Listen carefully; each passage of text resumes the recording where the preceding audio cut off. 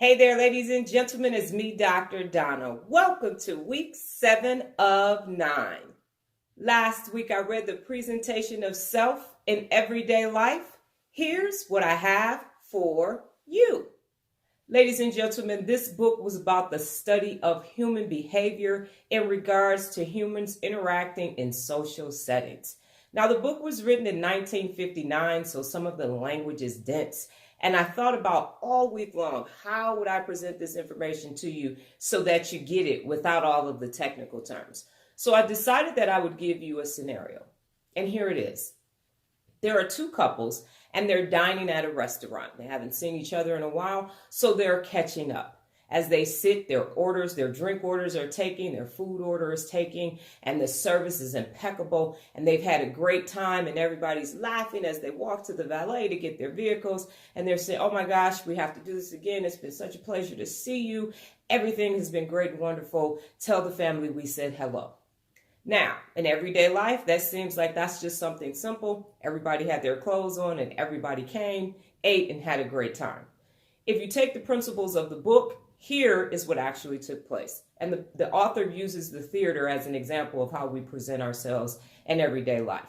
So as the couples pulled up to the restaurant and they checked in and they were seated at their table, they were part of a team. The two couples were a team themselves. They were presented to the restaurant staff, who was also a team, and then the wait staff was a team, as well as the chefs and the people in the kitchen were also a team.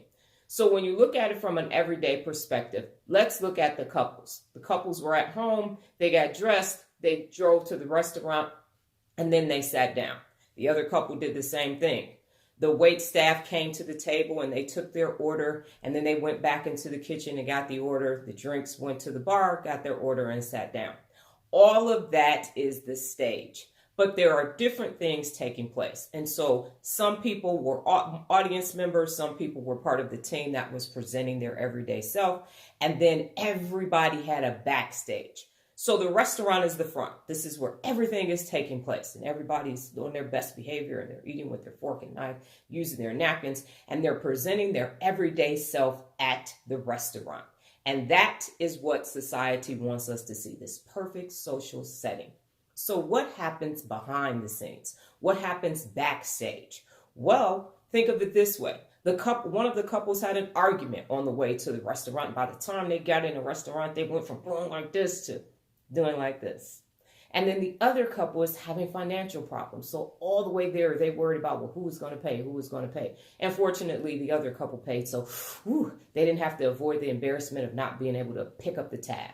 If you think about the wait staff, they're here and they're ready to wait, but these couples were terrible. So the entire time the wait staff is, yes, and we'll get that and no problem. And then they're going back in the kitchen and saying, oh, those two couples at table 17, I want to choke the dog. Oh, they're driving me crazy. And then the chef is presenting this amazing meal, but some of the ingredients didn't get delivered on time. So there's all this mayhem and everything going on backstage. So what is the point, ladies and gentlemen? The point is this. You have your everyday self. That's behind the scenes. That's backstage. That's me at home with no wig and pajamas on. And then I have myself. I have on my wig and my 9 t-shirt, and I'm presenting this information to you. Everywhere we go, every day, people are presenting their everyday selves. And sometimes it's a message that's what they want to send, and sometimes it's a message that they may not want to send. Additionally, when you think about backstage, what happens backstage? That's where people are changing costumes and people are taking smoke breaks and everything else and looking at their lines and everything else. For you, backstage could be home. If you where you work, break room could be backstage. If you work in a hospital, then you're going to have to go to the other room, the on-call room, to get some rest. And so what happens is we are all part of teams. If you work in a restaurant, you're part of a team. If you're married, if you have a family member, everybody is part of a team, and we're all playing our role as we present our everyday self. And we all have front stage, and that's where I am right now. And then we have backstage, and that's where I was like, oh, okay, got it. Take my hair off, scratch my bald head, and things like that. So what is taking place? The thing is that when you're presenting yourself, there's nothing wrong with me having this wig and this t-shirt on. It's when you're not presenting your real self. So although I may have on a wig and a t-shirt, I'm still Dr. Donna. This is the real me.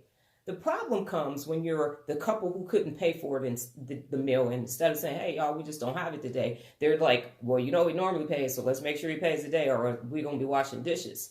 It's that everyday self that's not you. And as I mentioned with the growth mindset, and I've talked about it recently with me, getting rid of the relationships with my family and friends, you have to be you. And so when you're at that restaurant and the wait staff is waiting on you, everybody knows their roles, and that works for that particular setting.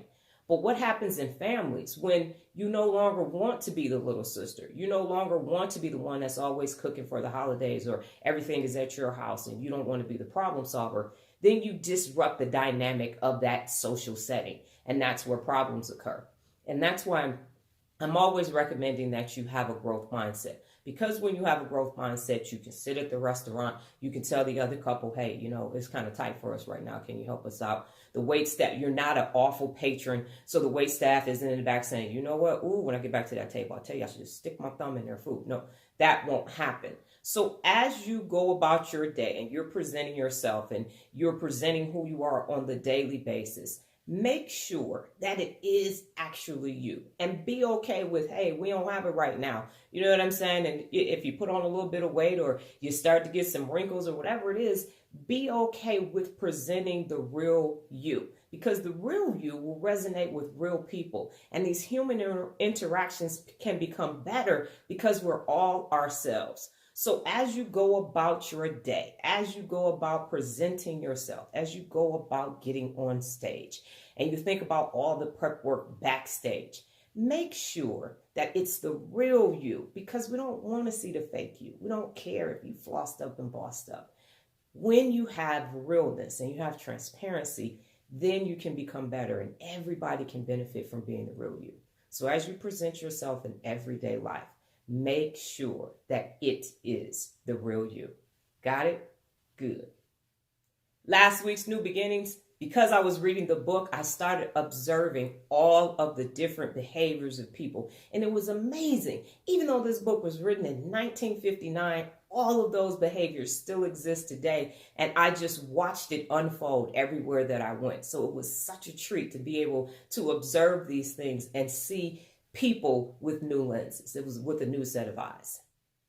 Do I recommend the book? Absolutely. It is dense material. It may take you some time to get through, but there was just so much in there that I had to use the example because there's so much going on.